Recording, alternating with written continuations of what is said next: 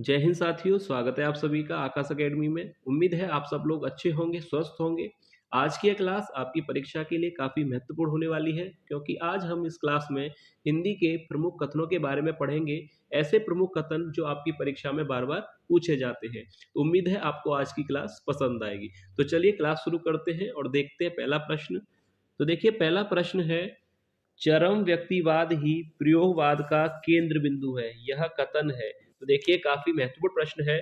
चरम व्यक्तिवाद ही प्रयोगवाद का केंद्र बिंदु है, यह कथन किस लेखक का है? ऑप्शन दिए गए हैं, डॉक्टर बच्चन सिंह, या ऑप्शन बी नामवर सिंह, या ऑप्शन सी सुमित्रा नंदन पंत, या ऑप्शन डी मुंशी प्रेमचंद। तो देखिए, यह कथन किस लेखक का है कि चरम व्यक्तिवाद ही प्रयोगवाद का केंद्र बिंदु है? तो देखिए, यह कथन किस लेखक का है? तो याद रखिएगा, अगर यह कथन परीक्षा में पूछा जाता है, ऑप्शन बी यहाँ पर राइट आंसर हो जाएगा, नामवर सिंह का। चरम व्यक्तिवाद ही प्रयोगवाद का केंद्र बिंदु है। तो यह कथन किस लेखक ने कहा है? नामवर सिंह। तो यहाँ पर ऑप्शन बी बिल्कुल सही आंसर होगा। अब इसके बाद देखिए, नेक्स्ट क्वेश्चन है। देखिए, नेक्स्ट क्वेश्चन है, सत्य अपनी एकता में असीम रहता है तो सौंदर्य अपनी अनेकता में अनंत, यह कथन है। यह कथन किस लेखक का है कि सत्य अपनी एकता में असीम रहता है तो सौंदर्य अपनी अनेकता में अनंत? तो यह कथन किस लेखक ने कहा है? डॉक्टर नगेंद्र, या ऑप्शन बी महादेवी वर्मा, या ऑप्शन सी माखनलाल चतुर्वेदी, या ऑप्शन डी बाबू गुलाब राय। तो देखिए, यह कथन किसने कहा है कि सत्य अपनी एकता में असीम रहता है तो सौंदर्य अपनी अनेकता में अनंत? तो देखिए, यह कथन किसने कहा है? अच्छा कथन है, परीक्षा में पूछा जा सकता है, तो ध्यान से देख लीजिएगा। इसका राइट आंसर हो जाएगा ऑप्शन बी महादेवी वर्मा। यह कथन किसने कहा है? महादेवी वर्मा जी ने, कि सत्य अपनी एकता में असीम रहता है। यह कथन किसका है? महादेवी वर्मा जी, यानी ऑप्शन बी यहाँ पर राइट आंसर होगा। काफी प्रमुख, काफी महत्वपूर्ण कथन लिए गए हैं, इसलिए वीडियो को जरूर देख लीजिएगा। अब इसके बाद देखिए, नेक्स्ट क्वेश्चन है। देखिए, नेक्स्ट क्वेश्चन है, कविता के नए प्रतिमान के केंद्र में मुक्ति बोध है, यह कथन किसका है? देखिए, यह भी काफी महत्वपूर्ण कथन है। कविता के नए प्रतिमान के केंद्र में मुक्ति बोध है, यह कथन किस लेखक का? यह कथन किसने कहा है? Option A Namvar Singh, B Muktibodh, सी बच्चन सिंह, या ऑप्शन डी अमृत राय। तो देखिए, किसने कहा है कि कविता के नए प्रतिमान के केंद्र में मुक्ति बोध है? तो यह कथन किसका है? तो याद रखिएगा, राइट आंसर क्या हो जाएगा? Option A Namvar Singh. यह कथन किसने कहा है? नामवर सिंह, कि कविता के नए प्रतिमान के केंद्र में मुक्ति बोध है। यह कथन किस लेखक का है? किसने कहा है? नामवर सिंह, यानी ऑप्शन ए यहाँ पर बिल्कुल राइट आंसर होगा। अब देखिए, नेक्स्ट क्वेश्चन है। देखिए, नेक्स्ट क्वेश्चन जो आपसे यहाँ पर पूछा गया है, साहित्य को सदा राजनीति से ऊपर रहना चाहिए, यह कथन है। साहित्य को सदा राजनीति से ऊपर रहना चाहिए, यह कथन किस लेखक का है? किसने कहा है कि साहित्य को सदा राजनीति से ऊपर रहना चाहिए? ऑप्शन ए रामचंद्र शुक्ल ने, या ऑप्शन बी महादेवी वर्मा ने, या निराला जी ने, या ऑप्शन डी मुंशी प्रेमचंद ने। तो देखिए, किसने कहा है कि साहित्य को सदा राजनीति से ऊपर रहना चाहिए? तो यहाँ पर राइट आंसर क्या होगा? किस लेखक का कथन है ये? रामचंद्र शुक्ल का, यानी ऑप्शन ए यहाँ पर राइट आंसर होगा। रामचंद्र शुक्ल का यह कथन है कि साहित्य को सदा राजनीति से ऊपर रहना चाहिए। ठीक है, याद रखिएगा, काफी महत्वपूर्ण कथन है। मैं एक बार फिर आपको बता रहा हूँ, इसलिए वीडियो को स्किप मत कीजिएगा, एक एक कथन को अच्छी तरह से देख लीजिए, क्योंकि परीक्षा में इन्हीं में से कोई ना कोई एक कथन आपको जरूर देखने को मिलेगा। अब इसके बाद देखिए, नेक्स्ट क्वेश्चन है यहाँ पर। देखिए, नेक्स्ट क्वेश्चन है, प्रयोगवाद दृष्टिकोण का अनुसंधान है, यह कथन किसका है? प्रयोगवाद दृष्टिकोण का अनुसंधान है, प्रयोगवाद दृष्टिकोण का अनुसंधान है, यह कथन किसका है? पहले तो इस पे इंपोर्टेंट में लिख दूं, क्योंकि यह काफी महत्वपूर्ण प्रश्न है परीक्षा के लिए, कि प्रयोगवाद दृष्टिकोण का अनुसंधान है, यह कथन किसका है? ऑप्शन ए सुमित्रा नंदन पंत का, या ऑप्शन बी सूर्यकांत त्रिपाठी निराला का, या सी महावीर प्रसाद द्विवेदी, या ऑप्शन डी केसरी कुमार। तो देखिए, प्रयोगवाद दृष्टिकोण का अनुसंधान है, यह कथन किसका है? याद रखिएगा, ऑप्शन डी यहाँ पर सही हो जाएगा, केसरी कुमार का, यानी केसरी कुमार का यह कथन है कि प्रयोगवाद दृष्टिकोण का अनुसंधान है। यह कथन किसका है? केसरी कुमार, यानी ऑप्शन डी यहाँ पर बिल्कुल सही आंसर होगा। अब इसके बाद देखिए नेक्स्ट क्वेश्चन है, देखिए अगला कथन जो आपसे पूछा गया है, कामायनी छायावाद का उपनिषद है, किस लेखक का कथन है? कामायनी छायावाद का उपनिषद है। ये भी काफी महत्वपूर्ण है, सारे ही कथन जो लिए गए हैं वो एक से बढ़कर एक है, सारे ही महत्वपूर्ण कथन है। कामायनी छायावाद का उपनिषद है, किस लेखक का कथन है? Option A doctor Ramkumar Verma, Makhanlal Chaturvedi, Shanti Priya Dwivedi या डॉक्टर बच्चन सिंह। तो देखिए इन चारों में से कौन सा राइट आंसर होगा, किस लेखक का कथन है? कामायनी छायावाद का उपनिषद है। तो याद रखिएगा किसने कहा है? शांति प्रिय द्विवेदी जी ने, यानी ऑप्शन सी यहाँ पर राइट आंसर हो जाएगा। कामायनी छायावाद का उपनिषद है, किसने कहा है? शांति प्रिय द्विवेदी जी ने। ऑप्शन सी यहाँ पर राइट आंसर होगा। अब देखिए नेक्स्ट क्वेश्चन है, देखिए अगला कथन जो आपसे पूछा गया है, छायावाद व्यक्तिवाद की कविता है जिसका आरंभ व्यक्ति के महत्व को स्वीकार करने से हुआ है। देखिए कितना शानदार कथन है, छायावाद व्यक्तिवाद की कविता है जिसका आरंभ व्यक्ति के महत्व को स्वीकार करने से हुआ है। यह कथन किसका है? देखिए ऑप्शन दिए गए हैं, डॉक्टर जैनेन्द्र का, या ऑप्शन बी नामवर सिंह का, या option C doctor Bachchan Singh, या ऑप्शन डी रामविलास शर्मा। तो देखिए कथन किसने कहा था कि छायावाद व्यक्तिवाद की कविता है? तो याद रखिएगा यह भी कथन किसका है? नामवर सिंह जी का, यानी ऑप्शन बी यहाँ पर राइट आंसर हो जाएगा कि छायावाद व्यक्तिवाद की कविता है, किसने कहा है? नामवर सिंह जी ने, यानी ऑप्शन बी यहाँ पर बिल्कुल राइट आंसर होगा। अब इसके बाद देखिए नेक्स्ट क्वेश्चन है, देखिए नेक्स्ट क्वेश्चन है, साहित्य का उद्देश्य दबे कुचले हुए वर्ग की मुक्ति का होना चाहिए, किस लेखक का कथन है? देखिए ये भी कितना शानदार कथन आपसे पूछा गया है, साहित्य का उद्देश्य दबे कुचले हुए वर्ग की मुक्ति का होना चाहिए, किस लेखक का कथन है? ऑप्शन ए जयशंकर प्रसाद ने कहा है, या अमृत राय ने, मुंशी प्रेमचंद ने कहा है, या नंद दुलारे वाजपेयी जी ने। तो देखिए इन चारों में से राइट आंसर क्या होगा? Option A B C D में से राइट आंसर क्या होना चाहिए? किस लेखक का यह कथन हो सकता है कि साहित्य का उद्देश्य दबे कुचले हुए वर्ग की मुक्ति होना चाहिए? तो ये किस लेखक ने कथन दिया है? तो याद रखिएगा राइट आंसर हो जाएगा ऑप्शन सी मुंशी प्रेमचंद। ठीक है, याद रखिएगा किसने कहा है? मुंशी प्रेमचंद ने, कि साहित्य का उद्देश्य जो है दबे कुचले हुए वर्ग की मुक्ति होना चाहिए। तो किसने कहा है? मुंशी प्रेमचंद जी ने। ऑप्शन सी यहाँ पर राइट आंसर होगा। अब इसके बाद देखिए नेक्स्ट क्वेश्चन है, देखिए अगला कथन जो आपसे पूछा गया है, कामायनी आधुनिक हिंदी साहित्य का सर्वोत्तम महाकाव्य है, किसने कहा है? देखिए ये कितना अच्छा प्रश्न है परीक्षा के लिए, कि कामायनी से संबंधित प्रश्न तो परीक्षा में जरूर आएगा। कामायनी आधुनिक हिंदी साहित्य का सर्वोत्तम महाकाव्य है, किसने कहा है कामायनी के बारे में, या किसने कहा है कि आधुनिक हिंदी साहित्य का सर्वोत्तम महाकाव्य है? जयशंकर प्रसाद ने कहा है, या ऑप्शन बी हरदेव बहारी ने कहा है, या महादेवी वर्मा ने कहा है, या ऑप्शन डी नंद दुलारे वाजपेयी जी ने कहा है? तो देखिए किसने कहा है कामायनी के बारे में कि कामायनी जो है आधुनिक हिंदी साहित्य का सर्वोत्तम महाकाव्य है? तो याद रखिएगा किसने कहा है? ये हरदेव बहारी जी ने। ऑप्शन बी यहाँ पर राइट आंसर हो जाएगा, हरदेव बहारी जी ने यह कहा है कि कामायनी आधुनिक हिंदी साहित्य का सर्वोत्तम महाकाव्य है। और कामायनी के बारे में आप लोग जानते हैं कि रचना किसकी है? कामायनी एक महाकाव्य है जो कि जयशंकर प्रसाद जी की एक रचना है। याद रखिएगा इसके लेखक आपको पता है जयशंकर प्रसाद है। कविता जीवन और जगत की अभिव्यक्ति है, किसने कहा है? कविता जीवन और जगत की अभिव्यक्ति है, आचार्य रामवृक्ष बैनीपुरी, जयशंकर प्रसाद, आचार्य रामचंद्र शुक्ल, या डॉक्टर नगेंद्र। तो अब बताइए ये कथन किसने कहा है कि कविता जीवन और जगत की अभिव्यक्ति है? तो याद रखिएगा यह भी कथन किसने कहा है? रामचंद्र शुक्ल जी ने, यानी ऑप्शन सी राइट हो जाएगा। आचार्य रामचंद्र शुक्ल ने कहा है कि कविता जीवन और जगत की अभिव्यक्ति है। ठीक है, याद रखिएगा यह कथन किसका है? आचार्य रामचंद्र शुक्ल जी का। अब इसके बाद देखिए नेक्स्ट क्वेश्चन जो आपसे पूछा गया है, देखिए प्रयोग दोहरा साधन है, कथन किसका है? काफी अच्छा प्रश्न है, परीक्षा के लिए आ सकता है परीक्षा में। याद रखिएगा प्रयोग दोहरा साधन है, यह कथन किसने कहा है? किस लेखक का यह कथन है?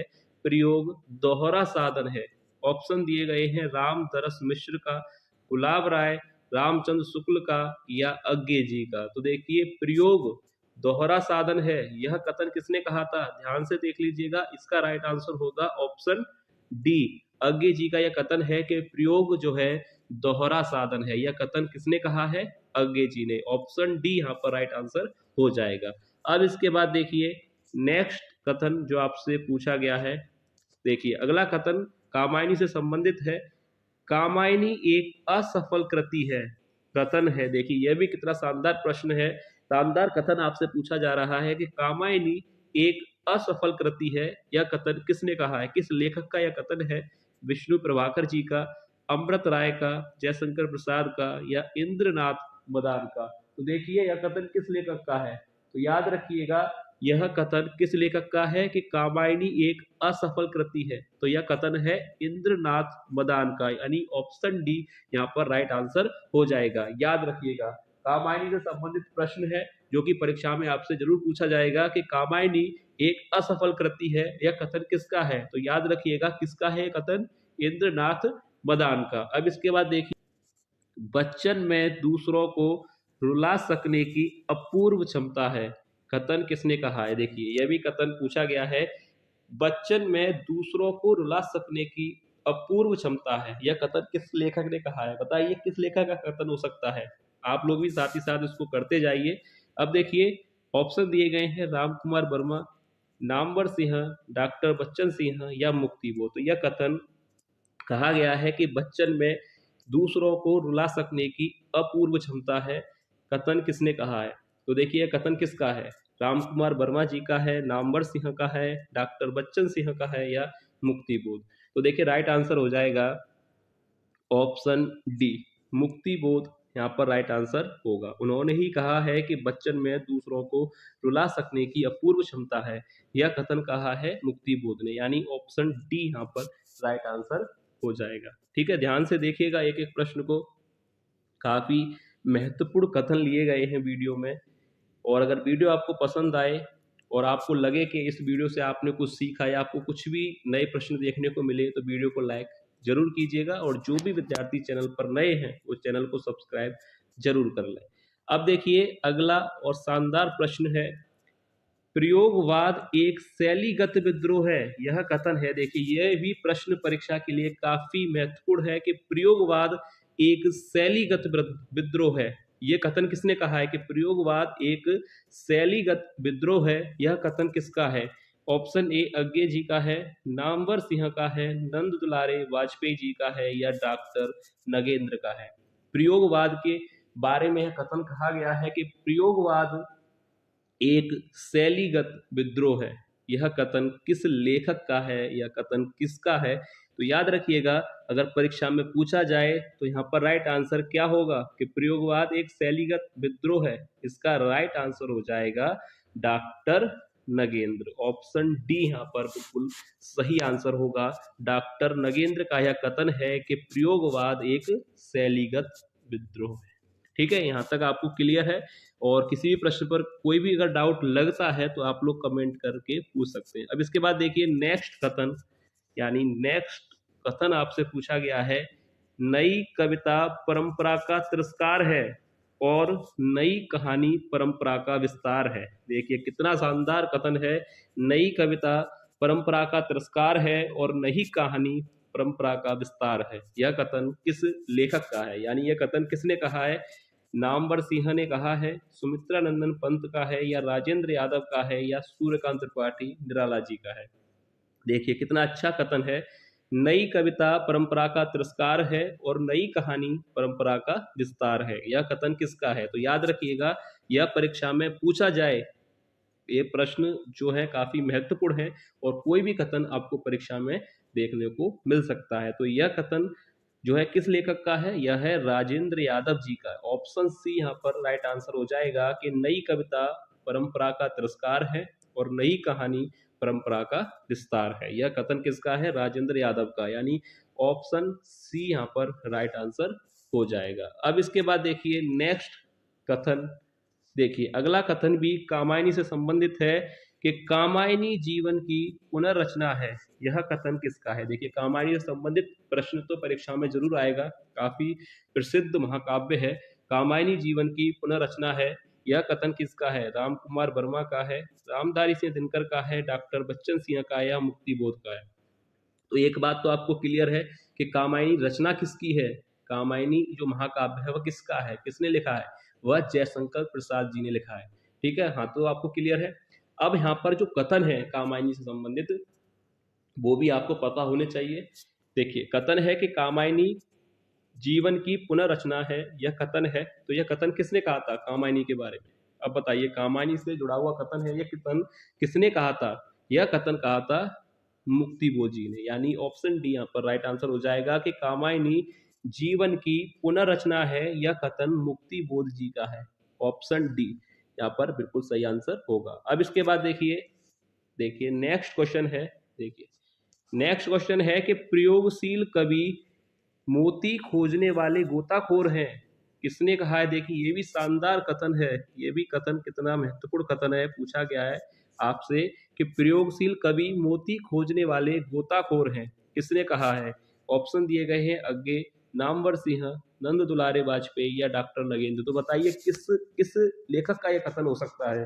प्रयोगशील कवि मोती खोजने वाले गोताखोर हैं, तो राइट आंसर हो जाएगा यह जो कथन कहा है वह कहा है अज्ञे जी ने, यानी ऑप्शन ए यहाँ पर राइट आंसर हो जाएगा कि प्रयोगशील कवि मोती खोजने वाले गोताखोर हैं। यह कथन किसने कहा है, अज्ञे जी ने, यानी ऑप्शन ए यहाँ पर राइट आंसर हो जाएगा।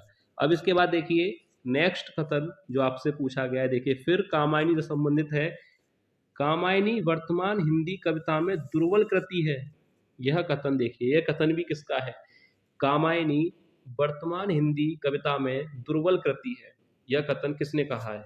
नामवर सिंह ने, या भारतेंदु हरिश्चंद्र ने, हजारी प्रसाद द्विवेदी ने, या महावीर प्रसाद द्विवेदी ने। तो देखिए यह कथन किसने कहा है कि कामायनी वर्तमान हिंदी कविता में दुर्बल कृति है।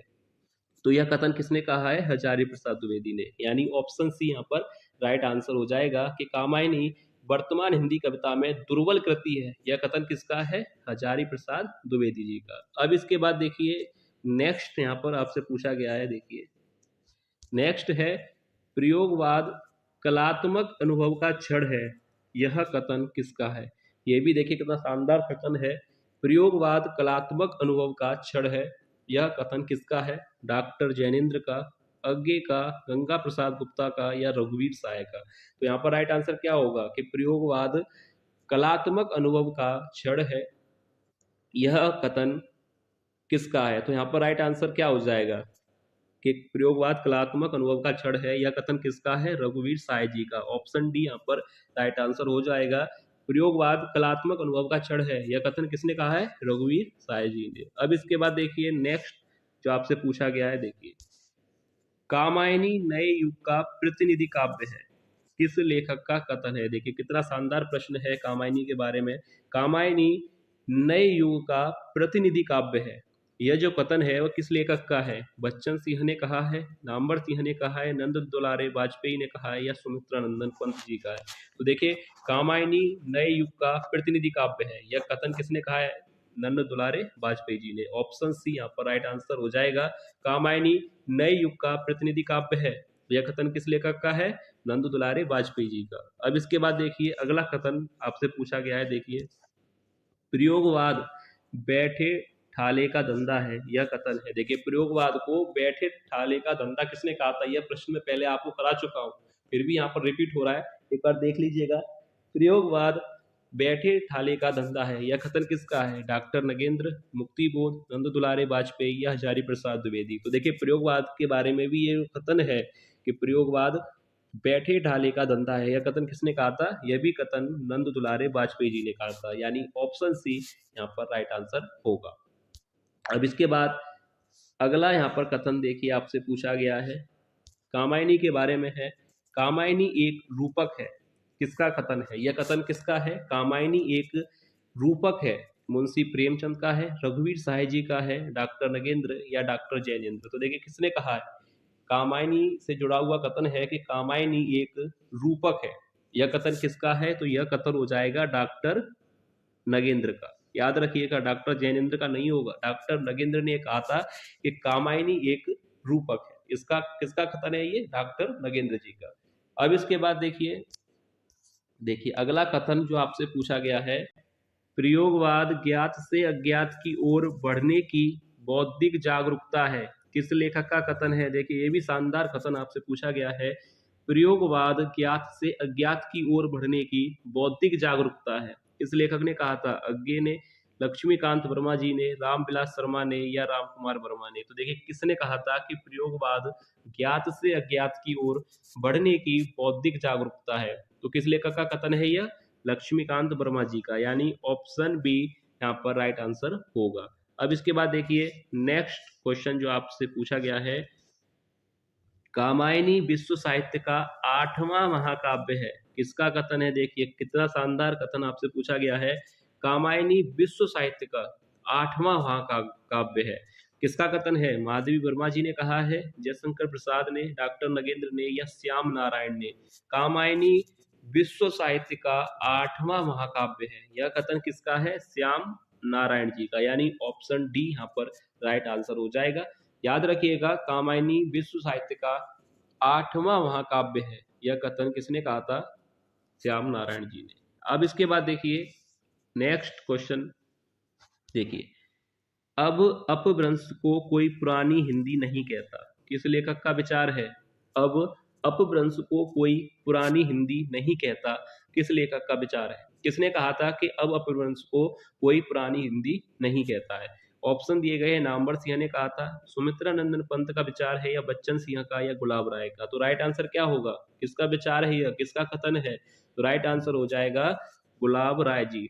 यहाँ पर राइट आंसर हो जाएगा ऑप्शन सी होगा। याद रखिएगा, बच्चन सिंह। ऑप्शन डी गलत है, गुलाब राय यहाँ पर राइट आंसर नहीं है। ऑप्शन सी राइट आंसर हो जाएगा, बच्चन सिंह। डॉक्टर बच्चन सिंह का यह कथन है कि अपभ्रंश को अब कोई पुरानी हिंदी नहीं कहता है। किसने कहा था? बच्चन सिंह ने। अब इसके बाद देखिए, नेक्स्ट क्वेश्चन है, देखिए, कविता द्वारा असंभव को भी संभव किया जा सकता है। किस लेखक का कथन था? कविता द्वारा असंभव को भी संभव किया जा सकता है, किस लेखक का कथन था? अब यहाँ पर ऑप्शन दिए गए हैं, जयशंकर प्रसाद, हजारी प्रसाद द्विवेदी, महावीर प्रसाद द्विवेदी, या भारतेंदु हरिश्चंद्र? तो राइट आंसर क्या होगा यहाँ पर? कि कविता द्वारा असंभव को भी संभव किया जा सकता है। किस लेखक का कथन है? जयशंकर प्रसाद का, हजारी प्रसाद द्विवेदी का, महावीर प्रसाद द्विवेदी का, या भारतेंदु हरिश्चंद्र का? तो राइट आंसर क्या हो जाएगा? कि कविता के द्वारा असंभव को भी संभव किया जा सकता है। तो राइट आंसर होगा ऑप्शन सी, महावीर प्रसाद द्विवेदी। यह कथन किसका है? महावीर प्रसाद द्विवेदी जी का है कि कविता द्वारा असंभव को भी संभव किया जा सकता है। ठीक है, याद रखिएगा। अब इसके बाद देखिए, नेक्स्ट जो आपसे पूछा गया है, देखिए, विद्यापति पदावली को आध्यात्मिक कहना खजुराहो के मंदिरों को आध्यात्मिक कहने के बराबर है। यह कथन किसने कहा है? देखिए, विद्यापति पदावली को आध्यात्मिक कहना खजुराहो के मंदिरों को आध्यात्मिक कहने के बराबर है। यह कथन है डॉक्टर जैनेन्द्र ने कहा था, या नामवर सिंह ने कहा था, डॉक्टर बच्चन सिंह ने कहा है, या रामविलास शर्मा ने कहा है? तो देखिए, यह कथन किसने कहा है? विद्यापति पदावली को आध्यात्मिक कहना खजुराहो के मंदिरों को आध्यात्मिक कहने के बराबर है। तो यह कथन कहा था डॉक्टर बच्चन सिंह ने। तो ऑप्शन सी यहाँ पर राइट आंसर हो जाएगा। याद रखिएगा, यहाँ पर राइट आंसर क्या होगा? Option C, doctor Bachchan Singh. अब इसके बाद देखिए, नेक्स्ट क्वेश्चन है, देखिए नेक्स्ट क्वेश्चन है, अच्छा कलाकार अपने युग का मुख और मस्तिष्क होता है। किस लेखक का कथन है? देखिए, यह कथन किस लेखक ने कहा है? अच्छा कलाकार अपने युग का मुख और मस्तिष्क होता है, किस लेखक का कथन है? ऑप्शन दिए गए हैं, डॉक्टर नगेंद्र, महादेवी वर्मा, माखनलाल चतुर्वेदी, या बाबू गुलाब राय? तो देखिए, यह कथन किसका है कि अच्छा कलाकार अपने युग का मुख और मस्तिष्क होता है? यह कथन किसने कहा है?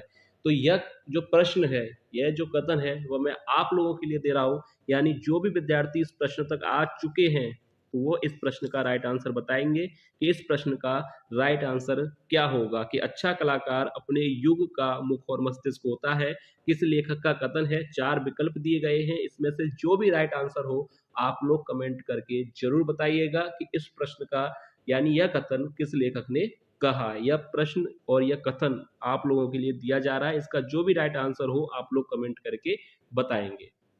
आपको साथ ही साथ बता दिया जाएगा कि जो आंसर आपने दिया है वह सही है या गलत है। तो ये थे आज के प्रमुख कथन। उम्मीद है कि आपको आज के कथन, आज की वीडियो पसंद आई होगी। अगर आपको वीडियो पसंद आई है तो वीडियो को लाइक ज़रूर कीजिएगा, और जो भी विद्यार्थी चैनल पर नए हैं वो चैनल को सब्सक्राइब ज़रूर कर लें। तो चलिए मिलते हैं नेक्स्ट वीडियो में ऐसे ही और महत्वपूर्ण प्रश्नों के साथ। तब तक आप लोग अपनी तैयारी अच्छी तरह से करते रहिए, मेहनत करते रहिए, और अगर किसी भी प्रश्न पर कोई भी आपको डाउट है तो कमेंट करके आप पूछ सकते हैं। तो चलिए मिलते हैं नेक्स्ट वीडियो में, तब तक के लिए धन्यवाद।